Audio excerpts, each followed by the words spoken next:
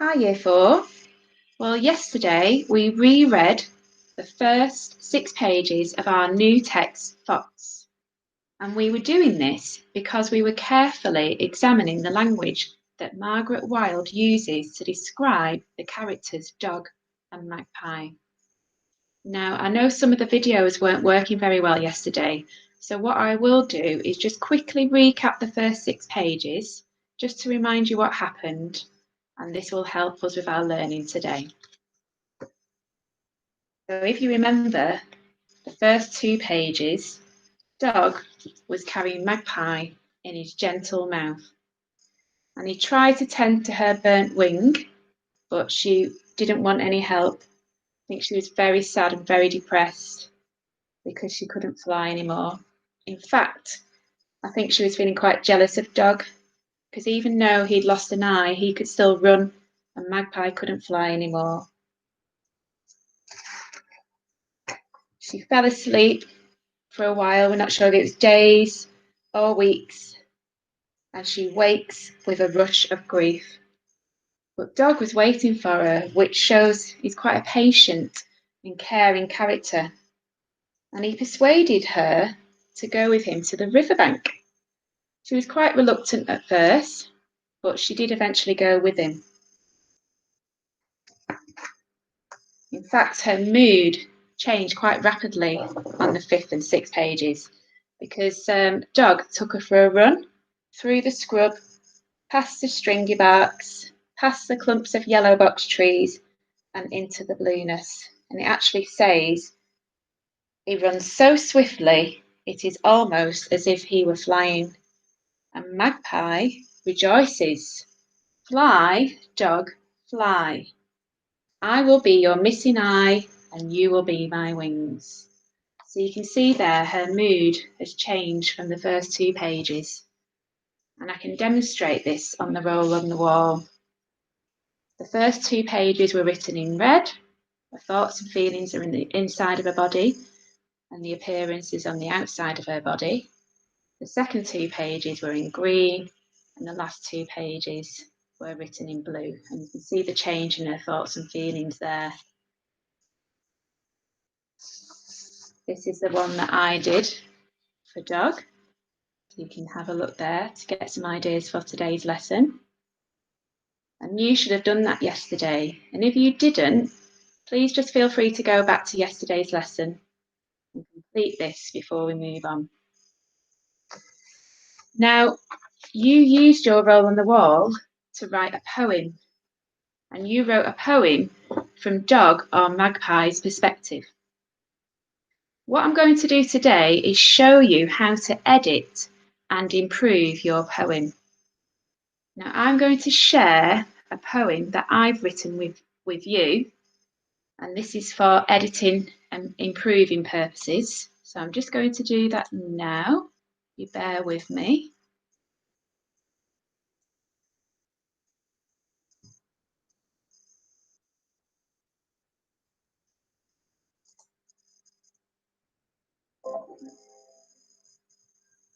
Okay, so here is my poem that I've written, and I will read it out loud to you. You look so scared. I couldn't just leave you there. You trusted me. I trusted you. You went through the burnt forest with me. I walked over hot ash. You whimpered and cried. I brought you to my cold cave. You rested for a while. I stayed with you and waited. You were sad. I took you to the riverbank. Reluctantly, you came.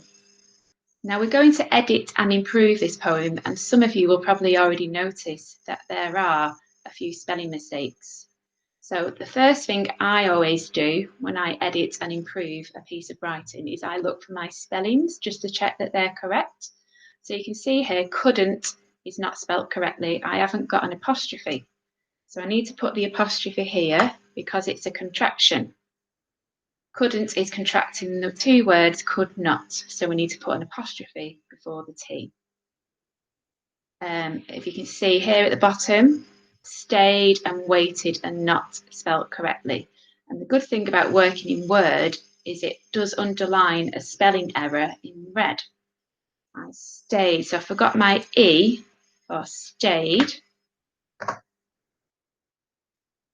And waited. So I've spelt the A sound incorrectly in waited. It should actually be AI instead of AY. And you can see there the red line has gone, so I know I've spelt that correctly.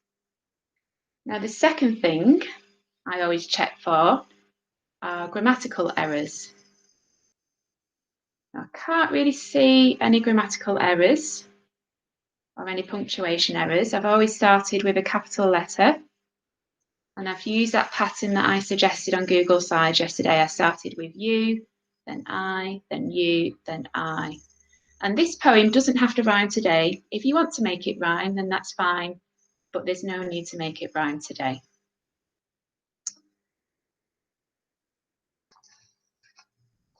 So now we're going to try and improve the poem.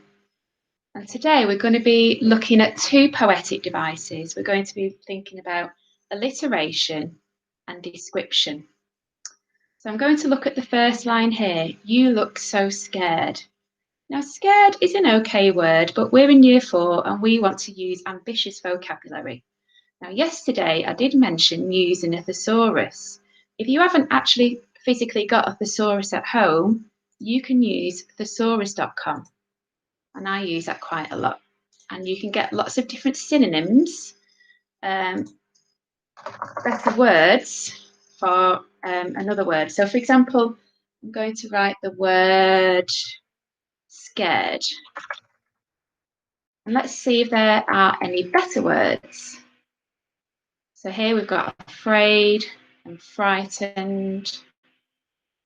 And there's antonyms there: unafraid, brave, fearless.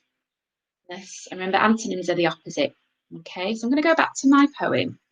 And instead of using the word scared, I'm going to say, you looked so afraid and fearful. I'm going to choose some better words instead of scared.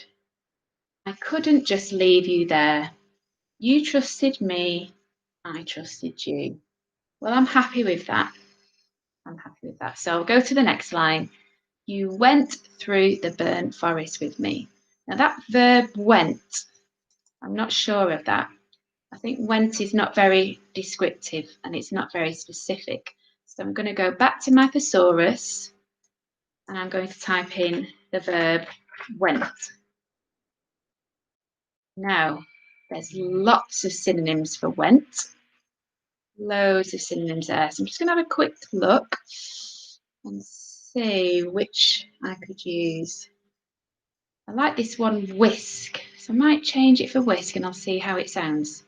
You whisked through the burnt forest with me. So that suggests you travelled really, really quickly. So I think that makes sense. I like that. I'm going to keep that. I walked over hot ash. Now, walked, I don't think he would have walked over hot ash. That would have burnt his feet. So I think we need a better verb than walked. So let's go back to our thesaurus and type in walk. Okay, let's have a look at all these different verbs. Now I can see the verb here, paced. Now I really like paced because when you're pacing, you're usually quite anxious and in an immediate hurry. So I think that verb would work better here. I paced over hot ash. You whimpered and cried. I quite like that, so I'm going to keep that. I brought you to my cold cave. Cold. Let's see if I can think of a better adjective than cold. Let's put cold in my thesaurus. Cold. Oh, ice cold. I don't think it was ice cold. Stone cold. Yeah, I like stone cold. I think that might just add a bit more description. I brought you to my stone cold cave. We rested for a while. I stayed with you and waited. I might just put an adverb in there. I might put patiently. I patiently stayed with you and waited. You were so sad. Sad. I think we can improve that. I think he was more than sad. In fact, let's put desperately.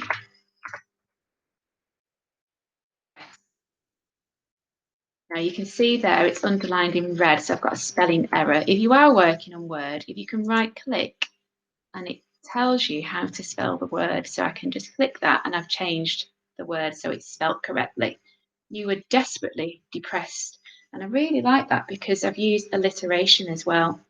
And because we've written a poem, if you use alliteration in your poem, it reads out loud better. And poems are generally written to be read out loud.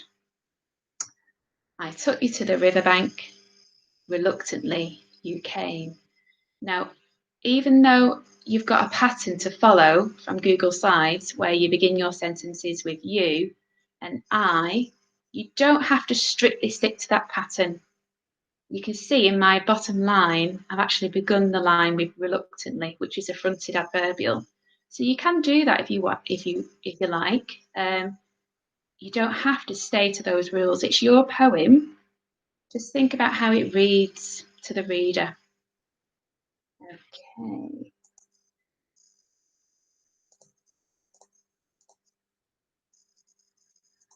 So I'm going to stop the lesson now. What I would like you to do today is edit and improve your poem. If you've not written a poem, make sure you do that first. And then when you've edited and improved your poem, there are some extending and creating tasks for you to do today. So remember to push your limits, try your best, and don't forget to submit your work to your teacher. Thank you. Bye.